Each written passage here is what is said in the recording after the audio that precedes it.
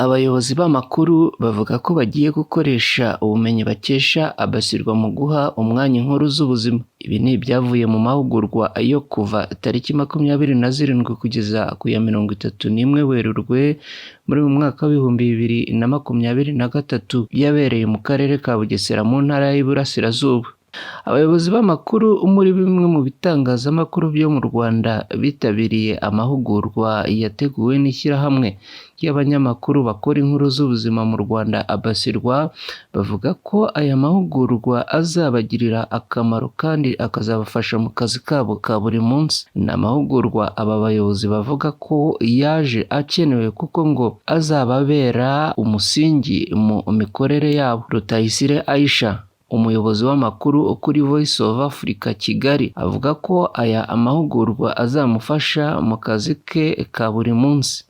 Nitwa Rutayisire Bonaventure Aisha, ndi Chief Editor abana Program Manager kuri Radio Voice of Africa.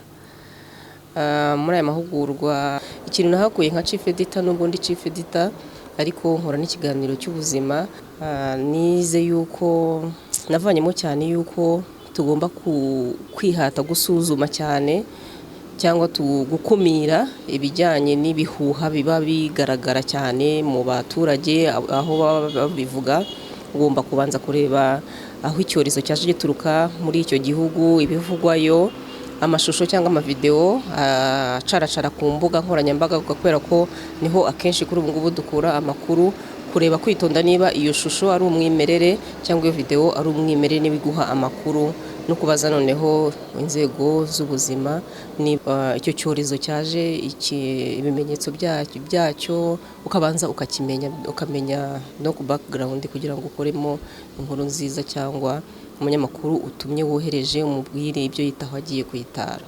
Ni ibintu kandi ahuriyeho na Boniface Sibomuremyi uhagarariye amakuru kuri radio Inkoramutima. Nitwa Boniface Sibomuremyi, mpagarariye ishami ry'amakuru kuri radio Inkoramutima. Akamaro k'aya mahugurwa yateguriwe aba Chief Editors b'ibitangazamakuru bigiye bitandukanye, ku ruhare rwanjye nuko icyo nayungukiyemo no kuba flexible mu kazi ukora. Nubwo waba uri umu Chief Editor ariko uriya munyamakuru wowe wohereje kuri tere aba afite uruhare rwo kuva kuri tere akaba yagucalenjinga. Ni byiza yuko rero haba interaction hagati yacu twebwe bahagarariye amashami y'amakuru mu bigo bigiye bitandukanye cyangwa se ibiganiro, kugira ngo dukorane n'uri wagiye kuri tere, kuko aba yahakuye realite zigiye zitandukanye.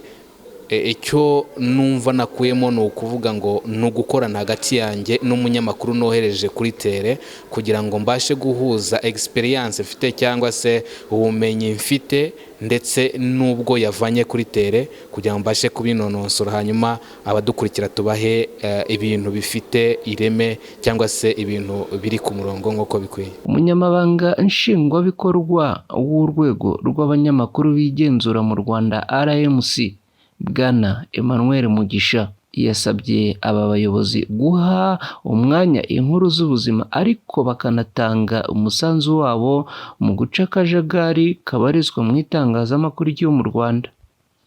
Umunsi twatakaje trust ya public, relevance y'itangazamakuru zayipfuye.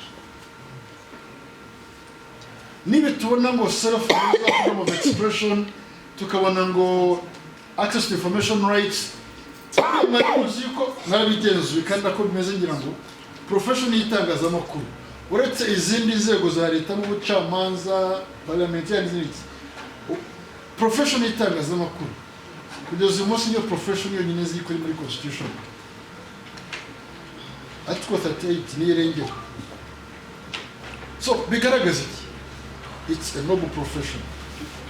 Rero kugira ngo tubashe kwishyira ku murongo n'inshingano zacu, tubashe kwitandukanya n'ibindi abantu bakora bitari itangazamakuru n'inshingano yacu. Uyu munsi none dufite ibintu byatwivanzemo.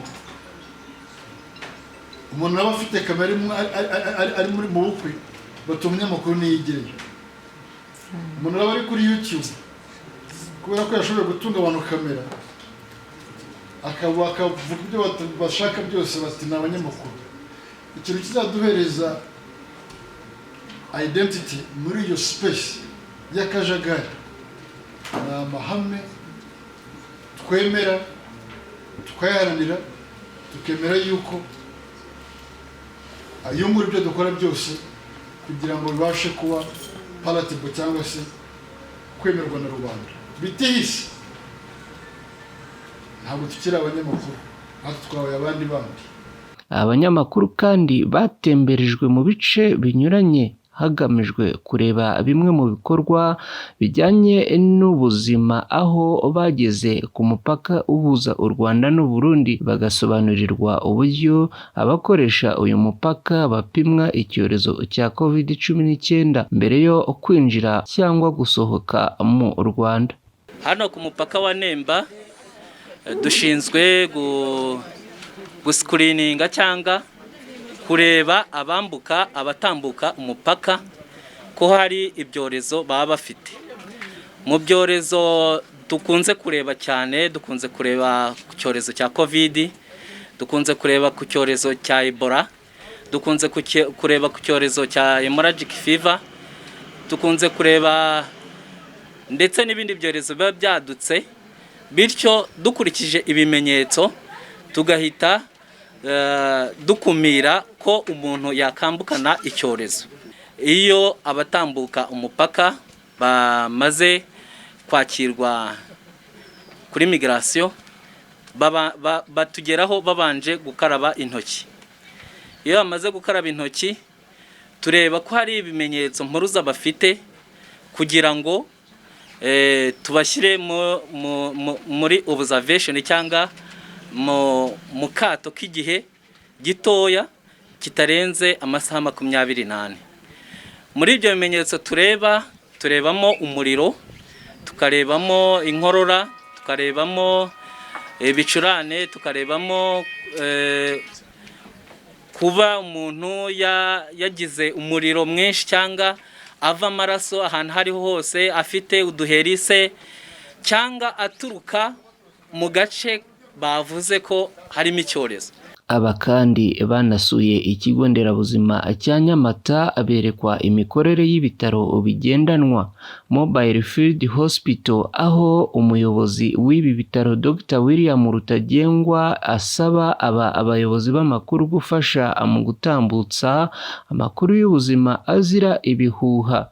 Icyo nabasaba rero cyambere gikomeye, nubwo bimeze gutyo ariko hari n'abanyamakuru batanze baranditse kuri za Twitter, baranditse kuri za Instagram n'iki. So abanyamakuru barafashije kandi bo baracyakomeza kudufasha. Turanabasaba rwose ko kuba mugira uruhare rukomeye. Twifuza ko abanyamakuru nk'abantu bavuga n'abaturage mu munsi umwe bamenya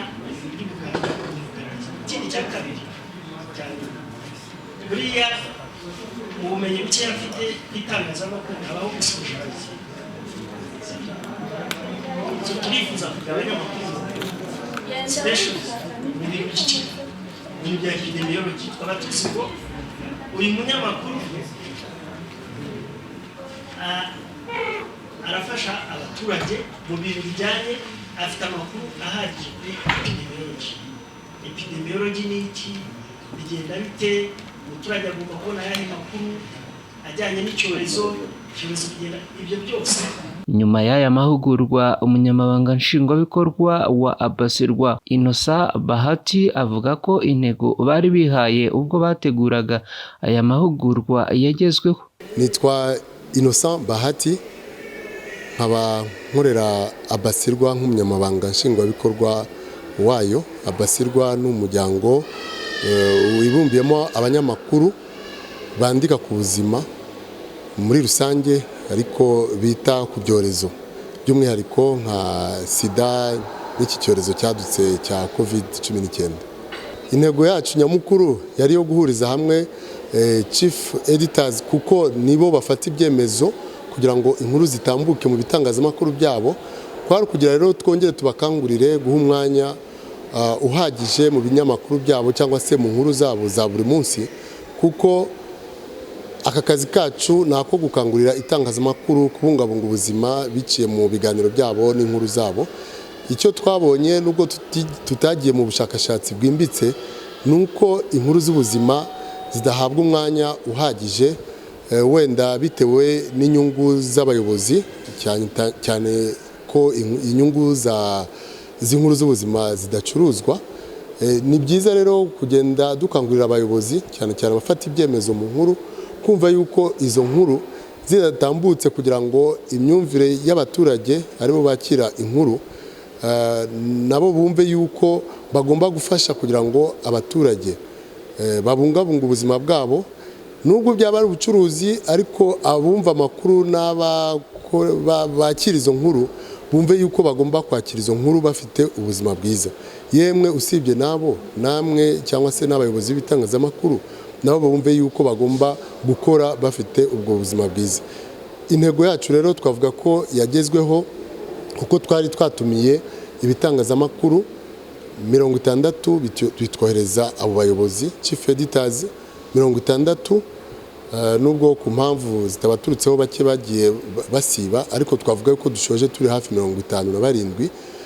Kuba rero dushoje turi kumwe nabo tugahana ibitekerezo bakaduha imyumvire yabo ku bijyanye n'inkuru zigomba gutambuka, twese hamwe tukatahana imyumvire imwe yuko tugomba inkuru kuzongeramo. Ibyo twabifashijwemo cyane cyane na bamwe mu bayobozi b'inzego z'ubuzima baje kuduha ibiganiro, kandi bigaragara yuko izo ndavuga ubutumwa babwakiriye. Ni amahugurwa yateguwe na ABASIRWA ku bufatanye n'ikigo cy'ubuzima mu Rwanda RBC, akaba yaritabiriwe n'abayobozi b'amakuru mu bitangazamakuru binyuranye byo mu Rwanda, bakaba bagera kuri 60, ni ukuvuga abaturuka mu bitangazamakuru bya televiziyo, radiyo n'ibyandika kuri murandasi. Bakaba bihaye intego yo gutanga umusanzu wabo mu itambuka ry'inkuru z'ubuzima mu bitangazamakuru bahagarariye. Ni inkuru mwateguriwe na Ana Christine Ntirushwa, Ibendera TV mu karere ka Bugesera mu ntara y'Iburasirazuba.